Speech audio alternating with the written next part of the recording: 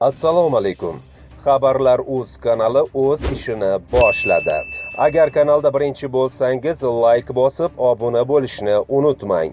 Bugun dasturimizda Moskvada migrantlar uchun kasb-hunar kurslari ish boshladi. Bugun O'zbekistonda yana ikkita og'ir judolik bo'ldi. Tezkor xabar: aktrisa vafot etdimi? Madaniyat vazirligi aniqlik kiritdi. Yana bir davlat O'zbekiston uchun karantin talablarini kuchaytirdi. Rasman Shuhrat G'aniyev vazifasidan ozod etildi. Namanganga yangi hokim saylandi. Xayrulla Bozorov hurmat bilan kuzatildi. Endi esa batafsil. Shuhrat G'aniyev vazifasidan ozod etildi. 25 sentyabr kuni Farg'ona viloyati faollarining yig'ilishi bo'lib o'tdi. Unda tashkiliy masala ko'rib chiqilgan.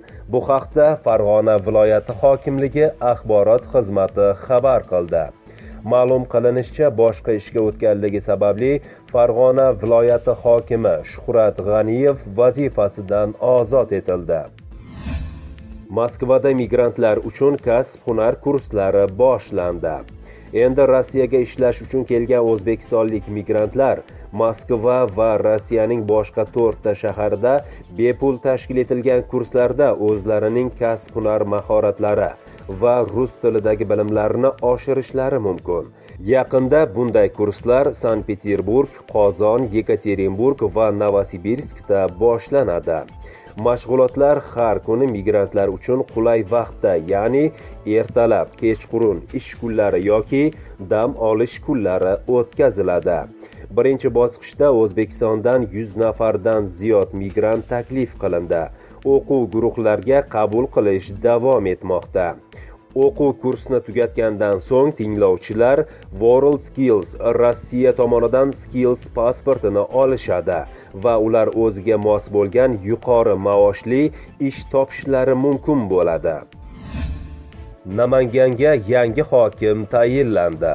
Xayrulla Bozorov hurmat bilan kuzatildi. Bugun 25 sentyabr kuni Namangan viloyati hokimligi majlislar zalida faollar yig'ilishi bo'lib o'tdi. Yig'ilishda tashkiliy masala ko'rib chiqildi. Ayni paytda O'zbekiston Respublikasi Ekologiya va atrof-muhitni muhofaza qilish davlat qo'mitasi raisi lavozimida ishlab kelayotgan Shavkat Shokirjonovich Abdurazzoqov Namangan viloyati hokimi vazifasini bajaruvchi etib tayinlandi. Majlisda yangi tayinlangan hokim Shavkatjon Abdurazzoqov Farg'onaga hokim bo'lib ketayotgan Xayrulla Bozorovga to'n kiydirdi. Yig'ilishda Prezident administratsiyasi rahbari Zaynilobiddin Nizomiddinov va O'zbekiston Respublikasi bosh vaziri Abdulla Aripov ishtirok etdi.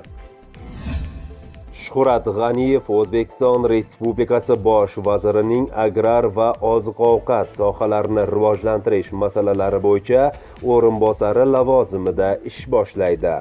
Bu haqda Farg'ona viloyat faollari bilan o'tkazilgan yig'ilishda bosh vazir Abdulla Aripov ma'lum qildi. Yig'ilishda Shuhrat G'aniyevning 8 yil davomida viloyat rahbari sifatida hududni har tomonlama rivojlantirish borasidagi ishlari alohida e'tirof etildi. O'zbekona chopon bilan tantanali kuzatildi. Tezkor xabar: aktrisa vafot etdimi? Madaniyat vazirligi aniqlik kiritdi. O'tgan soatlarda internetdagi turli ijtimoiy tarmoqlarda O'zbekistonda xizmat ko'rsatgan artist, aktrisa Saida Rametovaning vafoti bilan bog'liq xabarlar tarqalmoqda. O'zbekiston Respublikasi Madaniyat vazirligi tomonidan bu xabar rad etildi va bu yolg'on xabarlar haqiqatga to'g'ri kelmasligi aytib o'tildi. COVID-19 tarqalishining oldini olish maqsadida Janubiy Koreyada 2020-yilning 5-aprelidan boshlab avval berilgan barcha qisqa muddatli vizalar bekor qilingan. 2020-yil 23-apreldan boshlab esa barcha uzoq muddatli vizalar faqatgina bir martalik kirish uchun beriladi.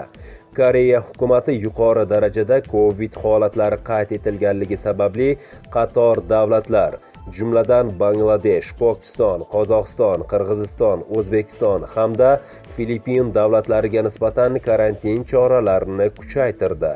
Bu haqda Koreya Adliya vazirligi xodimi Kim Jong-uk xabariga tayanib Koreyadagi Koryo Saram assotsiatsiyasi ma'lum qiladi.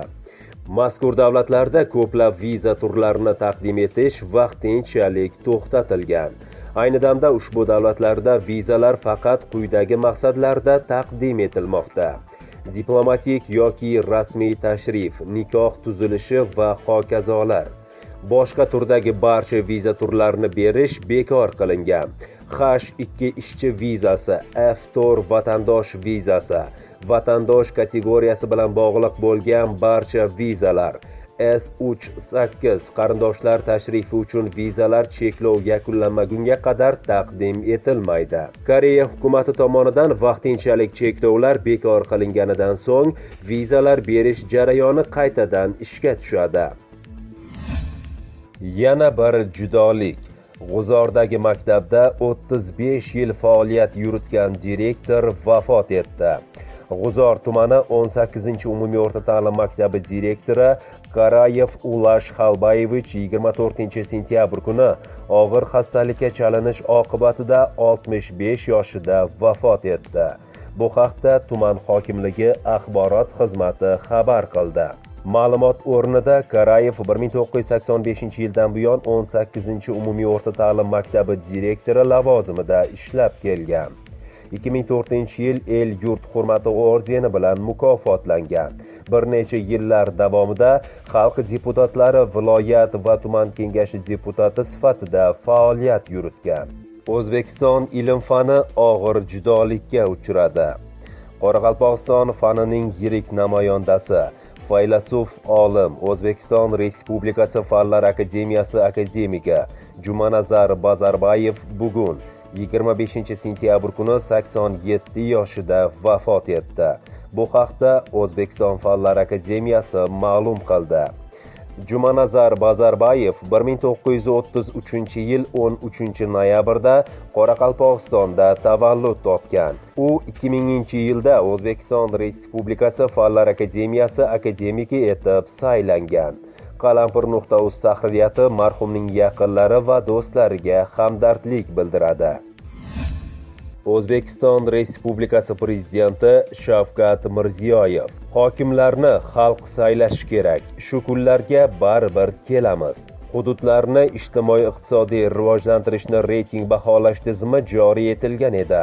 Shunga muvofiq birinchi marta tuman va shaharlardagi iqtisodiy ko'rsatkichlar, tadbirkorlikni qo'llab-quvvatlash muhiti, infratuzilma va mavjud resurslardan foydalanish darajasi o'rganildi.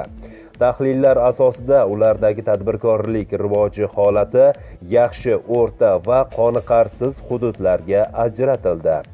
Xususan 48 ta tuman va shahardagi holat yaxshi, 119 tasida o'rta hamda 33 tasida qoniqarsiz deb topilgan. Qoniqarsiz hamda o'rta deb baholangan tuman va shaharlarda inqirozga qarshi boshqaruv tizimi joriy etilishi belgilandi. Ya'ni ularga rahbarlik qilish istagini bildirgan har qanday talabgor hududni rivojlantirish dasturini mahalliy kengashlarda himoya qilishi mumkin.